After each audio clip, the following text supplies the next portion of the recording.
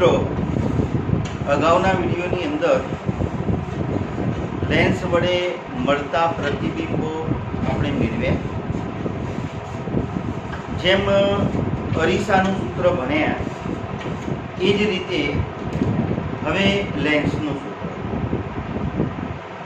અરીસાની અંદર એવું ભણ્યા કે ભાઈ વસ્તુ અંતર, પ્રતિબિંબ અંતર અને કેન્દ્ર લંબાઈ ત્રણેય વચ્ચેનો સંબંધ દર્શાવતા સૂત્રને અરીસાનું સૂત્ર કહે છે. સેમ વસ્તુ લેન્સ માટે વસ્તુ અંતર, પ્રતિબિંબ અંતર અને કેન્દ્ર લંબાઈ ત્રણેય વચ્ચેનો સંબંધ દર્શાવતા સૂત્રને લેન્સનું સૂત્ર કહે છે.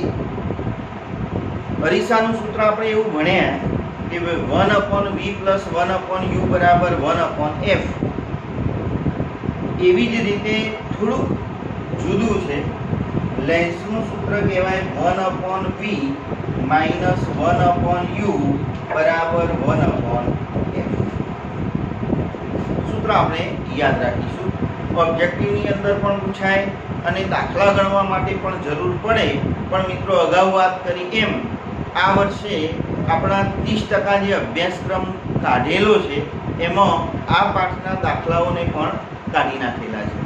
બરાબર? એટલે હાલ પૂરતા આપણે દાખલાઓ નહીં ગણીએ, પણ જ્યારે આપણે સ્કૂલની અંદર ભેગા થઈશું એ વખતે ખાલી સમજણ માટે, તમને ખ્યાલ આવે એટલા માટે આપણે એ વખતે દાખલાઓ ગણીશું. બરાબર? ચલો, અરીસા માટે બીજું ભણ્યા મોટવણી. તો એવું જ લેન્સ માટે પણ મોટવણી એ જ વ્યાખ્યા. પ્રતિબિંબ ઊંચાઈ અને વસ્તુની ઊંચાઈના ગુણોત્તરને મોટવણી કહે છે.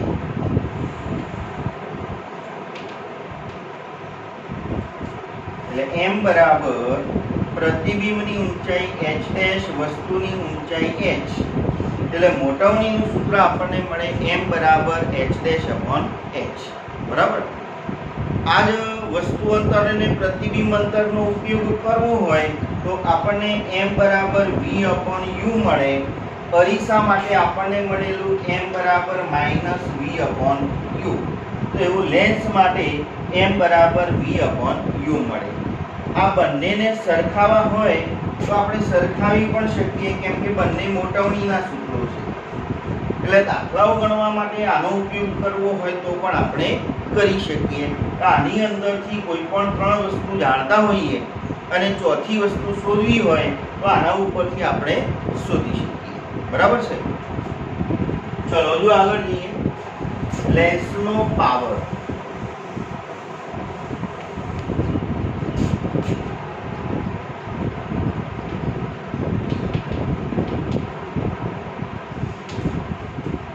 અગાઉ આપણે કાર્ય દ્વારા ભણ્યા વિદ્યુતની અંદર વિદ્યુતનો પાવર.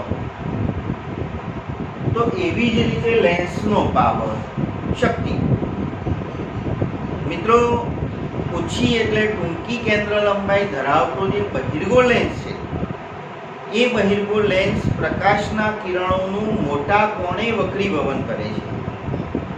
એનાથી ઉલટું અંતર્ગોળ લેન્સ જે છે એ ટૂંકી તરંગ લંબાઈ વાળો હોય તો વધુ ને વધુ કિરણોને અપસારી કરે છે.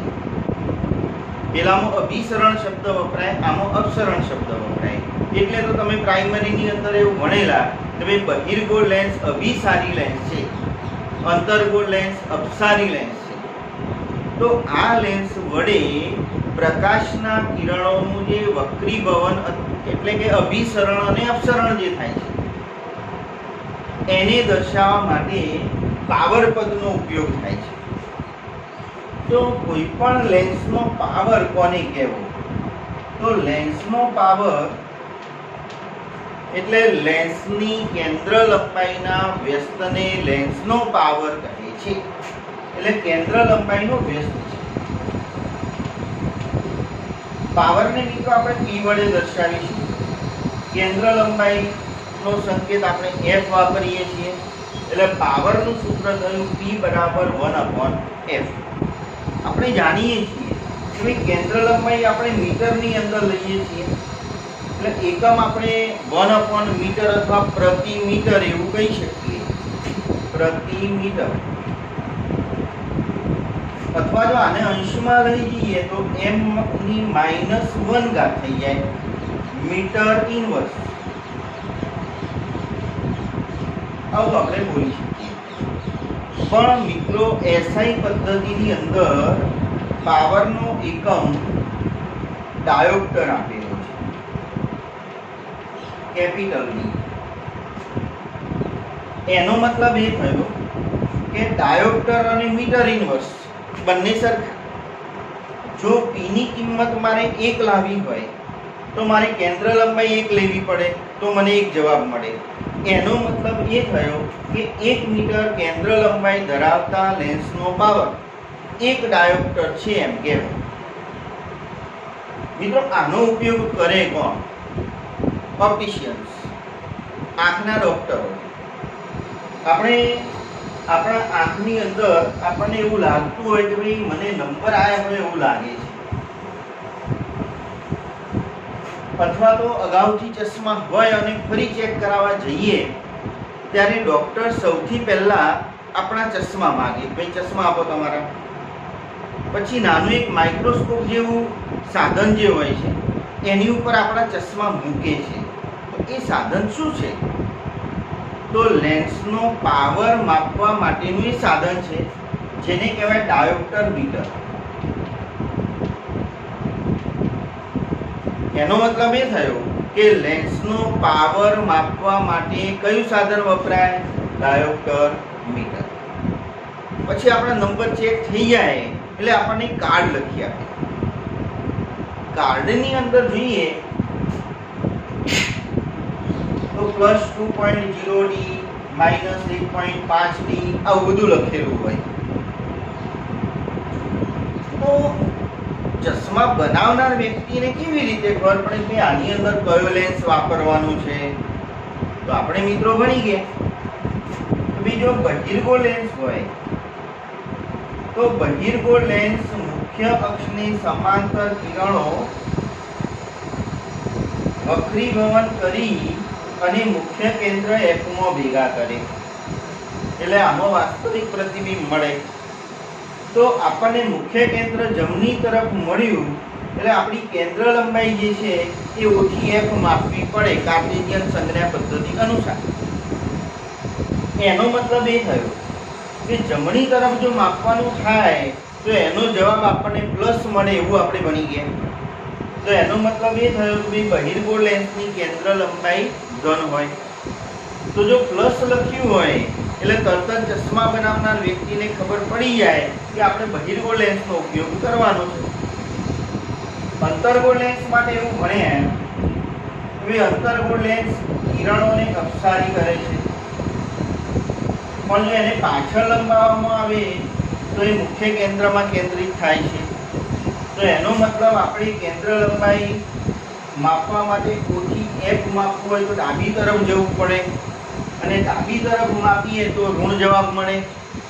તો જો માઇનસ લખેલું હોય તો ખ્યાલ આવી જાય કે ભાઈ આપણે અંતર્ગોળ લેન્સ વાપરવાનો છે.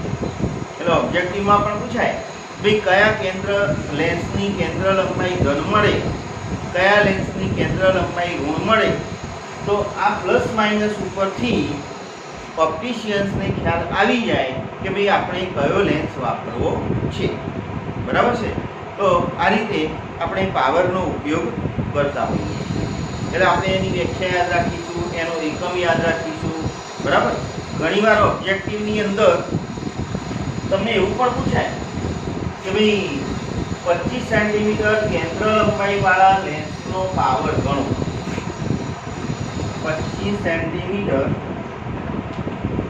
કેન્દ્ર લંબાઈ વાળા લેન્સનો પાવર ગણો.